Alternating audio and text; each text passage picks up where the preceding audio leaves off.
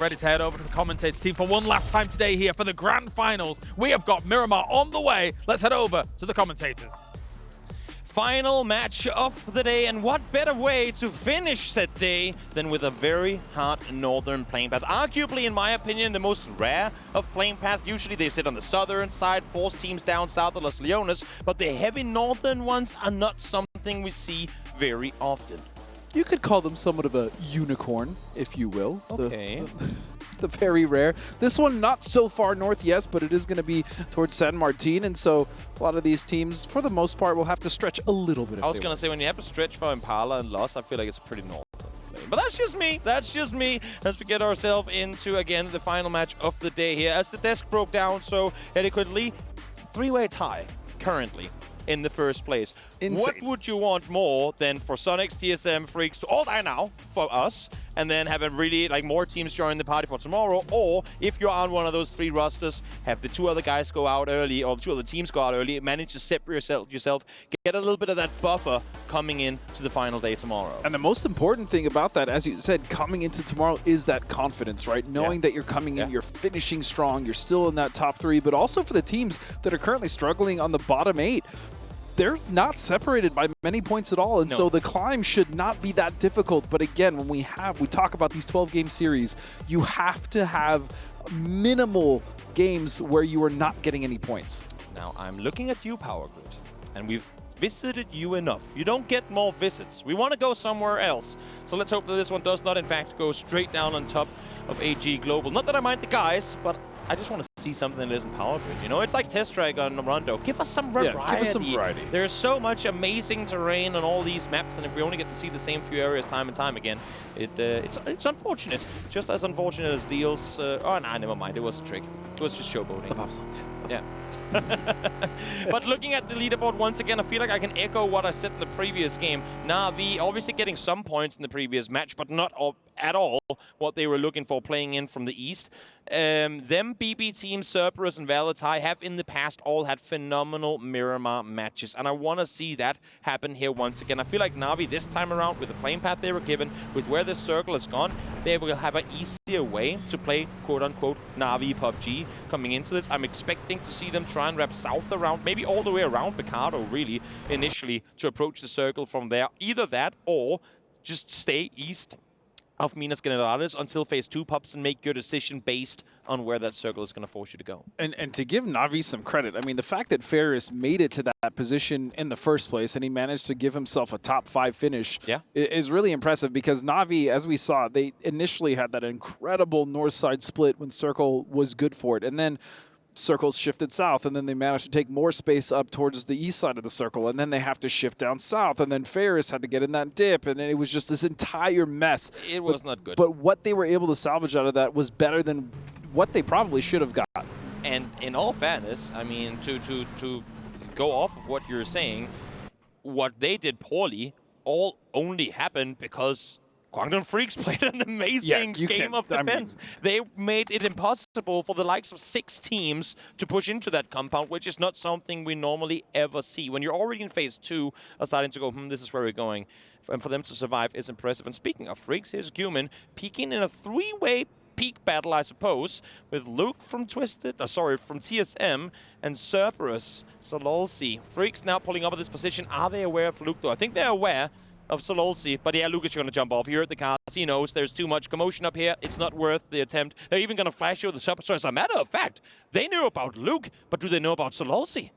I'm not quite sure, but KDF is coming into this final game with so much confidence built off of that massive kill game win. I mean, and as you said, their defense was immaculate. It was truly perfect. I mean, the fact that they immediately got rid of Petrichor and then they threw the nades at the Valatai right below them. They held off the rest of the teams. They picked apart 17. They third-partied the battle between Sonics. I mean, they were just all over the place. Look at where Sololsi's car is parked. It's the pickup truck over on the front side of the compound. That's where he wants to go. He wants to get out of here. You know that he's jumping straight into a TSM split. And exactly that's what we're seeing here. Sololsi 360, try to roam around, pop the parachute, see if you can get yourself down on the ground. Sparking, shots fired. Will he get down below? He might just survive this, but even then, you'd have to imagine that Luke is going to be there ready and waiting for him. The fact that he survived that drop alone, I mean, those shots weren't very easy to hit, so I'm not faulting Sparking for that, but... He's dead. He's no reason to expect Luke to be sat here waiting. Yeah, Luke is just over that ridge line. He should be able to get an easy kill, and he does. As easy as you like. Yeah, a tough one for Cerberus. It's almost as if not having Tycon is not making things easier for you. I mean, they're currently sat in 15th place, so I mean, hard to argue. Yeah, exactly. Tycon is doing fairly well for himself alongside the AG Global boys. A good previous match, almost able to bring that win home. Would have been absolutely insane. Not to be, of course, again, kudos to Quantum Freaks for a phenomenal standoff there in the end. As Tianba, now a team who I just want to see keep all 4 alive post-phase 2. They are a double-digit elimination team on Miramar when they get just small things going their way. Let's see if they can survive through what has been early game shenanigans on their part and get themselves a solid finish to the day, because they're currently sat down in 12. But look at how close it is. Just 7 points separating what, I mean, 11th and 6th place. They could skyrocket up, potentially even into a top 4 position with a good game here. Yeah, and they've been given a good position overall. So yeah. I'd like to see them, as you said, just keep 4 alive, because if they can do that, their team fighting is very strong. But so far here in the grand finals, they've just not been able to make it past circle 2, 3, or 4 with more than 2, 3, or 4 members. And as expected, as predicted by our insights that we have, Fairest opting alongside the rest of the Na'Vi to wrap south around on this one. I think they won't go too much further than this. Maybe claim a compound or 2 down here in the Picado Valley, but not up to full commit anywhere until they see where that next circle goes. In the meantime, now Correxy thought he had a compound save, but no!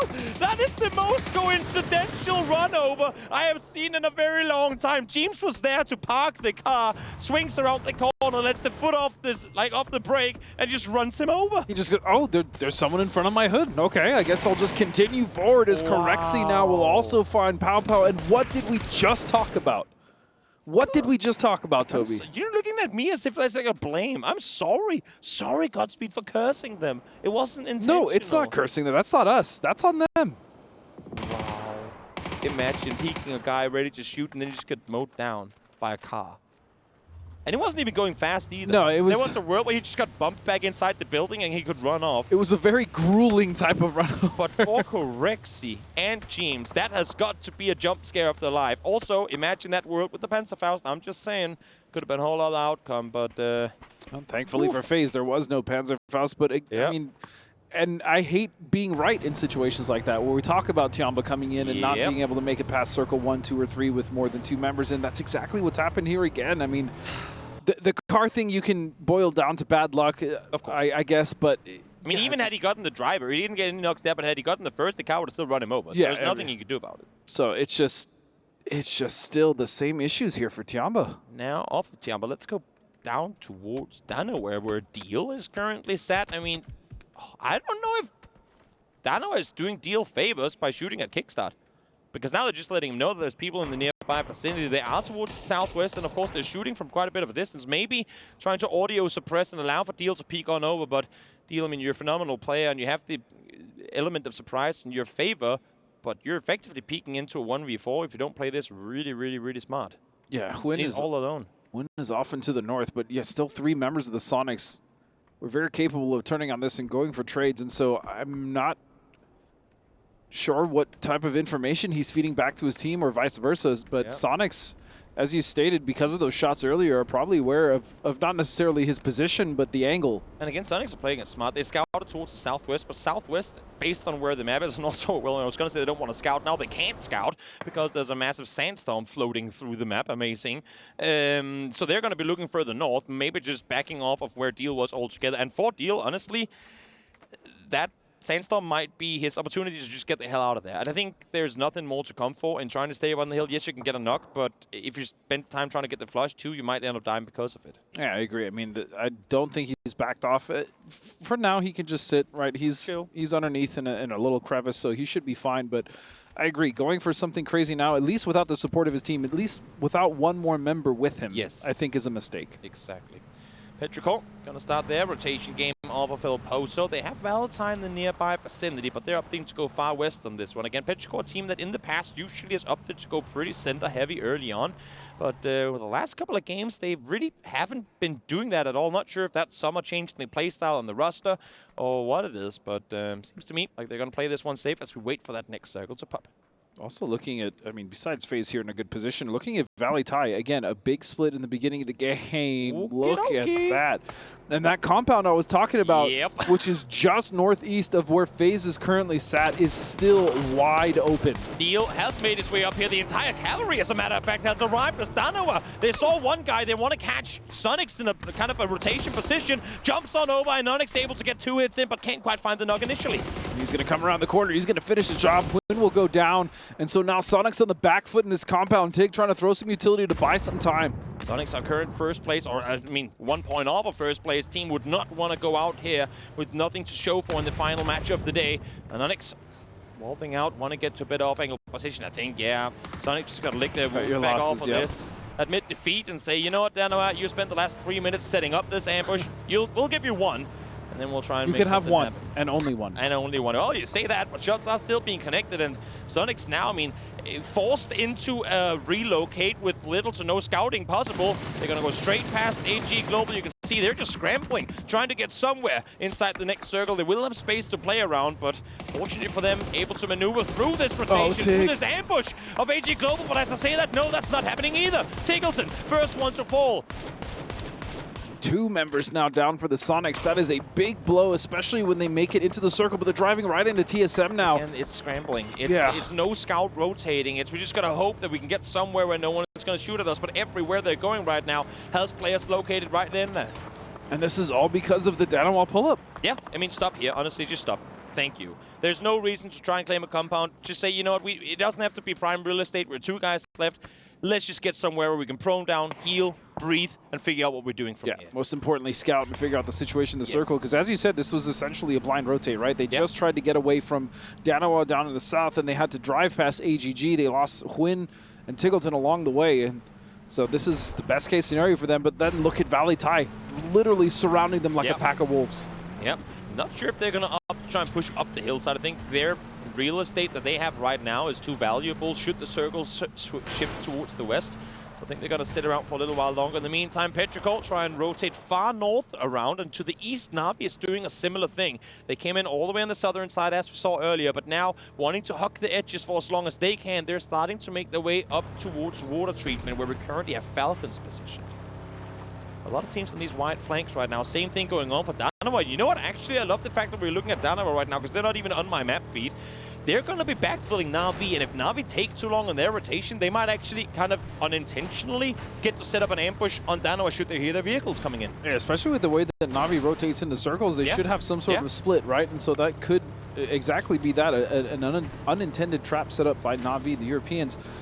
You know what else I'm looking at, Toby, is center of the map. Look what FaZe has done. They split with that compound, and I love to see that. Meanwhile, you want to talk about another split, as you were saying, the Falcons with a very wide 1-1-1-1 split. Yep.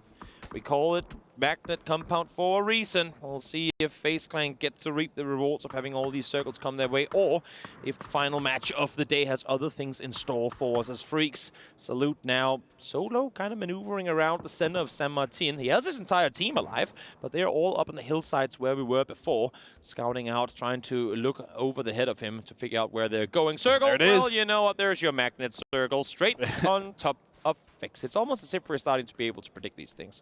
And there it is indeed. I mean, random circles it always goes there, but now Falcons with a big decision to make as well. Roth still split, Relo trying to consolidate with the other 2 members of the Falcons, and now everyone else on the southwest has to rotate in, and we didn't even talk about how many teams were clumped in San Martin. Exactly. No, we have to figure out how to get out of there alive, and the issue is the western side really, because the east is surprisingly open, but with San Martin cutting off those south side rotations, this is going to be hard, and this is the west we were just talking about. Sonics, the remaining 2 players in Shrimsy and Kick trying to now fend off against the entirety of TSM. Well, not only TSM, but 17 also on the backside of this have crashed on the other side of this compound. So this is absolute chaos. Only 2 members left for Sonics, but they're still fighting back.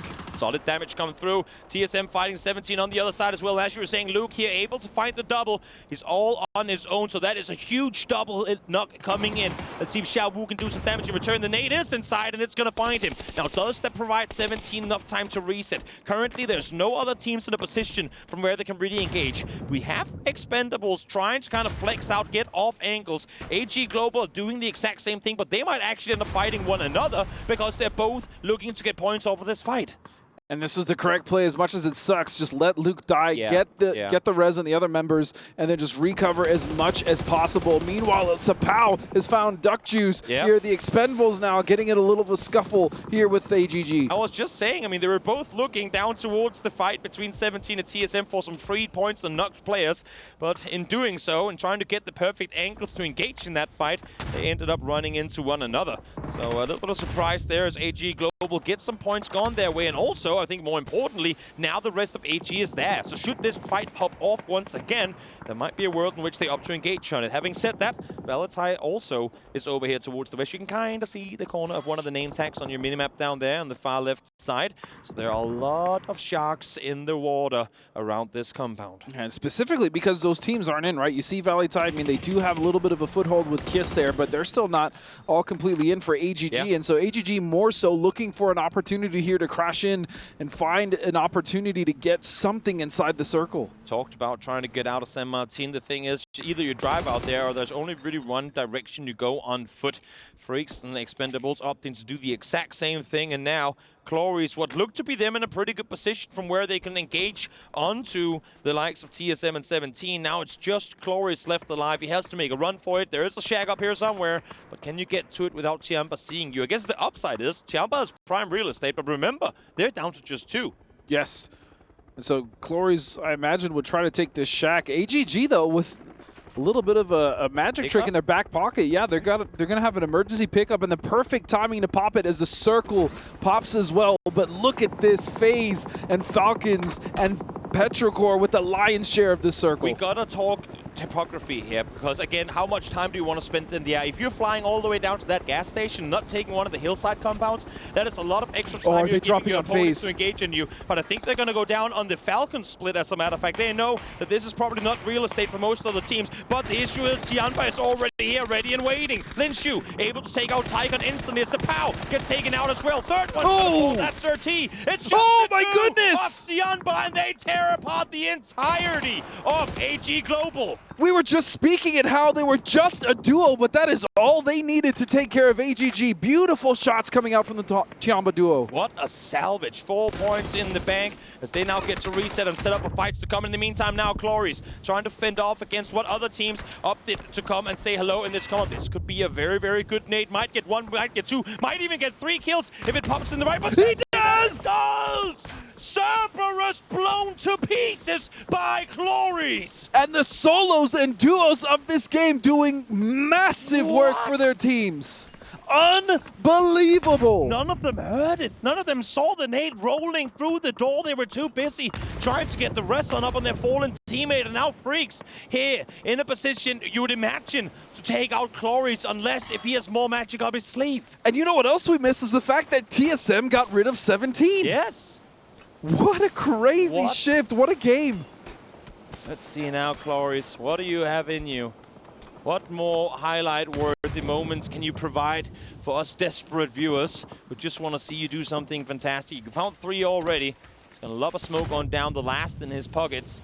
Try and see if he can make something happen. There should be usual on the boys down below. Oh, that's a Psycho, my friend. You might want to pick that up rather than your MK for the fight you're about to have. 3 nades instantly. Nades, 5 smokes.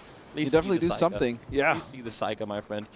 Does Freaks just give... You know what? In all fairness, with how the circle just shifted, like kind of split the compound in half, take the buildings that are inside, have 2 guys look towards the east, have 1 guy hold the door behind you. They know the building that he's in. And again, back to Freaks playing really smart PUBG. They might not all be the most like mechanically gifted players. Not saying they're bad by any stretch of the imaginations, but they're not your Ming Mings, your Taikons, your Himases.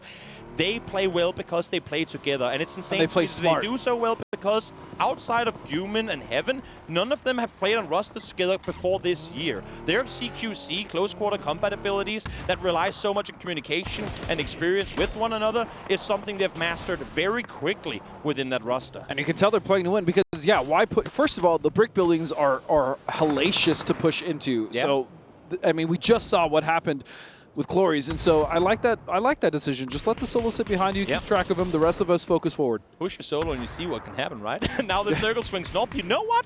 Thank you, Circle, for not going towards space. We take a water treatment ending. A little highlight of the, I want to say new water treatment, but it's really not new anymore, but different. New-ish. People who are coming back to PUBG maybe for the first time in a while. We'll see maybe if we get some of that area in play. As now Valatai again, I mean, caught in the west side here. Now finally Glory. No way, no way! The double initially. 12 bullets left to work with. Has to go for the pre-fire. Swaps on over. Heaven able to take him down with a sawn off, but oh my God, was that almost a repeat of what we saw before? Glory's trying to make a highlight reel here at a global is just ridiculous, but fortunately for KDF, they shut that down not so quickly, and it got a little sketchy.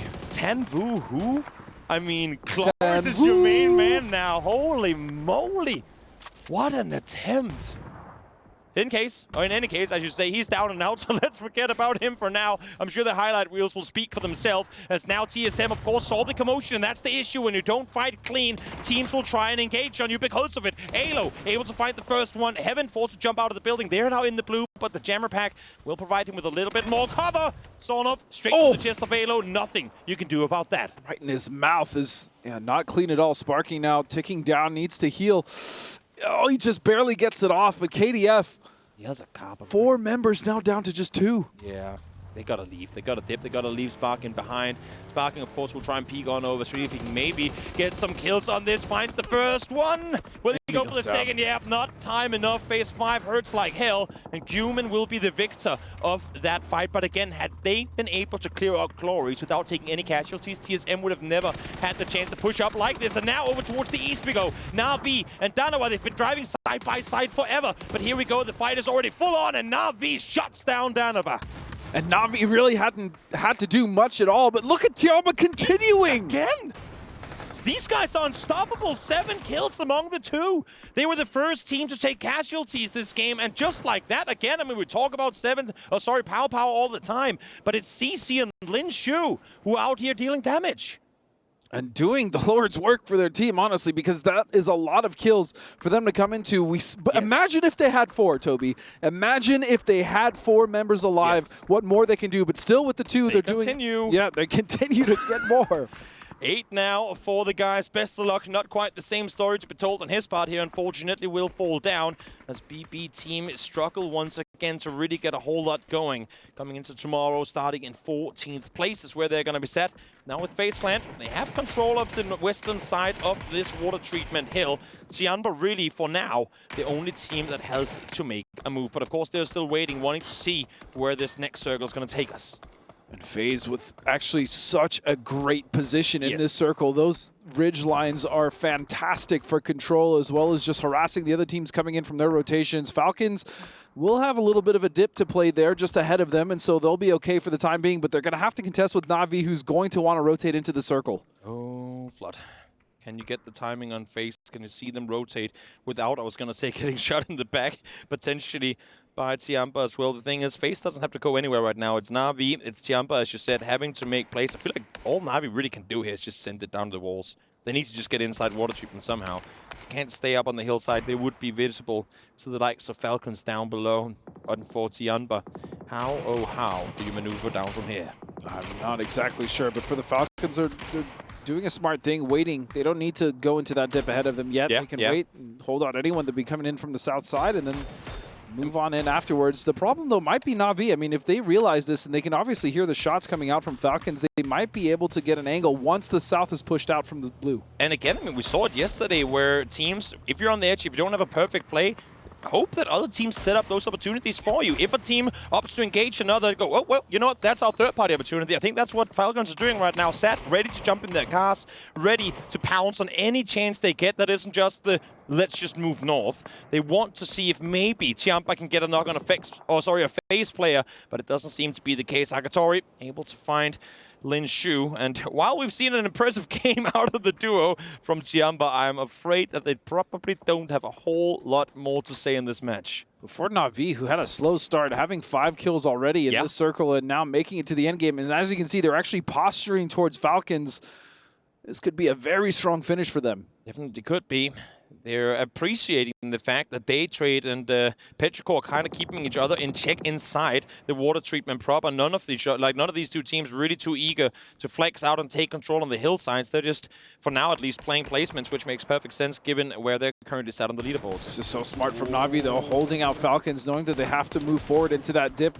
Doing a lot of CC just needs to die for Na'Vi. He has been such a thorn in their side, but now they can finally fully focus on the team ahead of them, which is the Falcons below. They're playing up on foot here, and I want to see how FaZe reacts to this. They see the vehicles come up. They know, FaZe that is, that they have a perfect third-party opportunity. The issue is, if they allow for Petrichor to flex out of water treatment and backfill them as well, they need to leave one behind, and that's exactly what they're doing. Look at the map and see how Gustav is positioned. You have 3 of FaZe looking towards Falcons, setting up a perimeter, but Gustav is being left behind to make sure that Petrichor cannot backfill on the hillsides behind FaZe. Very smart anticipation by FaZe and an understanding of the game they're in. Very proactive play there, and you know, someone has to play that important role, and that is a very important role as we were just discussing. So Gustav will hold out Petrichor. Daytrade as well. Look at Norns trying to spread out, but with that circle shift, Norns is going to, whoop, he's going to run right back. We take those. Let me just get back inside the buildings. The thing is for Norns, he also has to make sure that Na'Vi can't just full speed send it down towards him. The issue is he has to watch out. I mean, he's jumping around for info, but I was just going to say he's going to be visible to FaZe in just a moment, and that's a headshot at a distance. Got to get back to safety now for sure. Very fortunate that second shot didn't come through and actually knock him. Look at the amount of nades towards Falcons. That vehicle was bait. Indeed it was. It granted you a bit of cover, but not for long. But there's a response from Falcons coming in FaZe though, and this is the position we were just talking about. Push forward, set up the perimeter, and Falcons are now starting to realize that they should have engaged on this much, much earlier. There's no way they get out of this dip now with teams positioned on both sides. The problem for Falcons is they were so concerned about the 2 members of Tiamba on the south side that they took so long to get here, which also allowed Na'Vi, we talk about timings all the time, Na'Vi to get above them, and that basically spelled doom, because then once that happened, FaZe realized that it was their turn to play, and they came in and just decimated the team with the help of Na'Vi. Headshot come through for Hagatori, and you're completely right in your understanding of that situation. As now James peeks on forward, finds one, gets the double. As on approach and finds the third. That's going to be Fax and Na'Vi. I thought they might have a play to make from there, but not to be. Shut down instantly by FaZe, who soars to the top, now in second. And meanwhile, Correxy putting the brakes onto Daytrade as they tried to make a push and maybe make something of this fight. Third party if possible, but not even a chance. And then still Gustav holding Petrichor. I mean, the timing couldn't be any better for Daytrade. Either they had a guy knocked, they wanted to get him back to safety. With FaZe coming in and cleaning up, that allows for Daytrade to back off. The only issue is with them aggressing as hard as they did to that position, Gustav had to back off. He knew that he had all of Petrichor pushing out this other side. He had to back off, regroup with the team, which actually to some extent is going to put Daytrade, if they can reset fast enough, in a very, very prime position to take this fight against both these teams. But the problem now for FaZe is the fact that Gustav had to back off, and look at this, Petrichor now cornering the team of FaZe as they're starting to get a healthy amount of damage in. Corexy down to half HP. Oh, Gustav was in the smoke. I thought maybe he could catch them by surprise, but Chewy ain't going to let that happen. More nades now been left on forward, but as you're seeing here, Petrichor too has to realize that what they're currently doing to FaZe could potentially be done by Daytrade to themselves, so they cannot over-aggress on this. They're using util mainly. Ix, if you can see, he wants to get rid of these opponents, but he can't fully commit to the push. And the smoke's still covering Petrichor so well that they can still maneuver around this, but a Knave will at least back off Ixless for the time being. Blue zone grenades as well. FaZe doing everything they can to survive. Daytrade had to pick their poison. The poison is going to be FaZe. They're setting up on the southern side of this circle, expecting maybe FaZe to try and wrap back towards water treatment proper. But neither of these two teams are wanting to give this fight up just now. Both Petrichor FaZe are thinking right now, how do we make this a third party in our favor? How do we force Daytrade to attack the other team than where we're currently positioned? Because I think both FaZe and Petrichor knows we are not in the prime position to win this fight. We need Day Trade somehow to join this fight, but right now it ain't happening. Ike slipped, peeks on over, but again, as you can see, instantly falls back, understanding the situation they're in. I was going to say, Day Trade actually have so much room to work with and move forward, but they're actually opting to just sit back. I mean, there's definitely a world in which they could have won this game already. Exactly. But understandable, again, I mean, with where they are on the leaderboard, with how tight things are, play for the win. Don't play for a kill or two extra on a third place, because believe me, once Day Trade peek over, if they did with both FaZe and Petrichor kind of separated, they would just both turn on Day Trade coming out of that compound. So now, a 3-1 split, or 2-1 make that split, with Belmoth and Flash towards the north. Norris is holding the south. They're trying to go for both of them at the same time. As they should. Get a little bit involved here.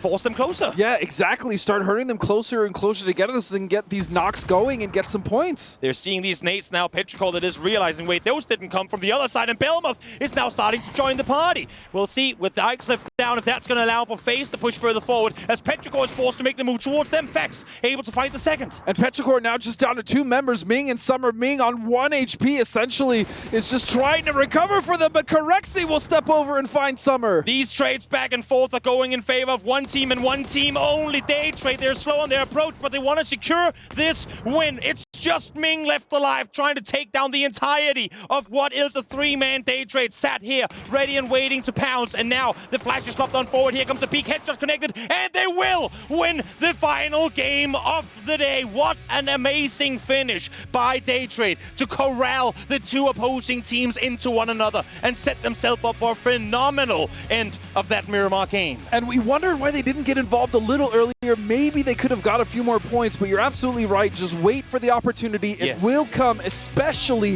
if we're hurting them into each other, making sure that they fight, and then we just clean it up.